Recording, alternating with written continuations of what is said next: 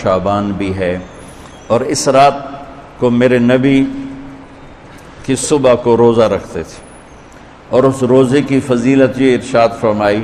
کہ 15 شعبان کا روزہ پچھلی 15 سے اس 15 کے درمیان جتنے گناہ ہوتے ہیں سب کی معافی کروا دیتا۔ ایک دن کا روزہ سارے پورے سال کے گناہ معاف فرما دیتا۔ دوسرا 15 شعبان میں اللہ کے ہاں تو سب کچھ موجود ہے، لکھا ہوا ہے، لیکن جیسے گورنمنٹ بجٹ پیش کرتی نا پورے سال میں، یہ ہوگا یہ ہوگا یہ ہوگا یہ ہوگا، چیزوں کے ریٹ اور باقی ساری چیزوں کا اعلان ہوتا ہے، اسی طرح میرا اللہ اس رات پورے سال کا اعلان فرماتا ہے کہ فرشتوں کی طرف سے فرشتے پورا سنا دیتے ہیں کہ اس سال میں کیا ہوگا، کہاں بارش ہوگی، کہاں نہیں ہوگی، کہاں امن ہے، کہاں جنگ ہے، کہاں بیماری ہے، کہاں صحت، کون کیسا وقت گزارے گا، کب مرے گا، کتنے لوگ ہیں جن کے نام اعلان کر دیے جاتے ہیں کہ یہ اس سال مر جائیں گے، اوپر ان کے نام کا پتہ اس پر نشان لگ جاتا ہے کہ یہ مردوں کی صف میں ہے، وہ نیچے ہیرا پھیری کر رہا ہے، نیچے وہ چوری کر رہا ہے، ڈاکے مار رہا ہے، رشوت لے رہا ہے اور کیا کچھ کر رہا ہے، اوپر اس کا نام مردوں میں ہے، اور فرشتے اس پہ مسکراتے ہیں کیسا بے وقوف ہے، اوپر مردوں میں لکھا جا چکا ہے، نیچے یہ بے ایمانی کر رہا ہے، بدمعاشی کر رہا ہے۔ تو اللہ کے خصوصی پیکج میں جمعہ کی رات ہے کہ یہ رات باقی راتوں سے افضل ہے، اور عید الفطر کی رات ہے، اس رات بھی اللہ تعالیٰ کی بخشش اور معافی کے اعلان ہوتے ہیں، بڑی عید کی رات ہے، اس میں بھی اللہ کی معافی کے اعلان ہوتے ہیں، اور یہ 15 شعبان کی رات ہے کہ اس میں اللہ کے نبی نے فرمایا کہ اللہ تعالیٰ اپنے بندوں پہ نظر فرماتا ہے، اور بنو کلب، یہ ایک قبیلہ تھا کلب، بنو کلب، ان کے پاس جانور بہت تھے، جانوروں میں بھیڑیں بہت زیادہ تھیں،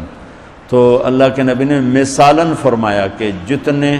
بنو کلب کی بھیڑوں کے جسم پر بال ہیں اتنے لوگوں کی اللہ بخشش فرماتا ہے۔ انہاں بھیڑاں دے وال کون گنے، ایک دے گنن بہ جاؤ تو پورا مہینہ لگ جاوے، تو ان کی لاکھوں بھیڑیں اور ہر بھیڑ کے جسم پر کروڑوں بال، تو میرے نبی نے مثال کے طور پر یہ ارشاد فرمایا، یہ ایک مثال ہے کہ اللہ بے حساب لوگوں کی معافی کا اعلان فرماتا ہے۔ تو آپ فرماتے تھے کہ میں روزہ رکھتا ہوں اس لیے کہ جب میری موت کا اوپر اعلان ہو رہا ہو تو میں روزے کے ساتھ، میں جب میرا نام زندوں سے کٹ کے اور آگے جانے والوں میں لکھ دیا جائے تو پھر میں روزے کی حالت میں ہوں۔ تو اس کے دن کا روزہ اور رات کی بندگی، رات کی بندگی کوئی مخصوص نہیں، ہمارے ہاں بہت سارے عجیب و غریب کام شروع ہو رہے ہیں، اور 15 شعبان ہو، لیلۃ الشب قدر ہو، شب جمعہ ہو، یا جتنی بھی یہ عبادات کی رات ہیں، اس میں کوئی اجتماعی عبادت نہیں ہے، اس میں فرد کی انفرادی عبادت ہے، اور گھر میں ہے، مسجد میں نہیں، گھر میں۔ اپنے گھروں کو مسجد بناؤ۔ میرے نبی کبھی بھی سنتیں مسجد میں نہیں پڑھتے تھے، اب حیران ہوں گے کہ میرے نبی نے کبھی زندگی اشراق پڑھے،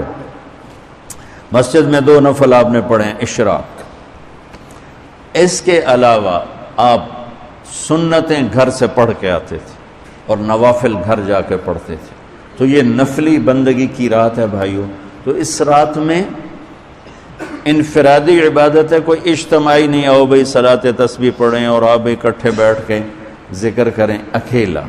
اور پھر اس میں بہترین بندگی ہے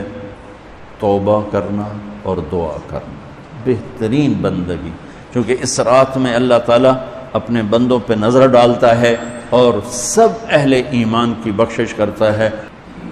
اللہ کی بارگاہ میں کسی گناہ کی کوئی حیثیت نہیں، توبہ کر لے، شرک بھی ہے 1000 سال کا، توبہ کر لے، یوں معاف، 1 سیکنڈ میں معاف۔ توبہ نہ کرے تو پھر کام خطرناک ہے، توبہ کر لے تو شرک بھی معاف ہے۔ تو اس رات کی برکتوں میں، رحمتوں میں ہم توبہ کریں اپنے گناہوں پر، ہم نیکیاں بھی گناہ ہیں ہماری۔ اور میں پھر سنا رہا ہوں، اس رات میں بخشش نہیں ہوتی، شراب پینے والا، ماں باپ کا نافرمان، رشتہ داروں سے لڑنے والا، دل میں نفرت کینہ پالنے والا، تکبر کرنے والا، زنا کرنے والا، شرک کرنے والا والی دونوں، مرد عورت دونوں کے لیے یہ چل رہا ہے۔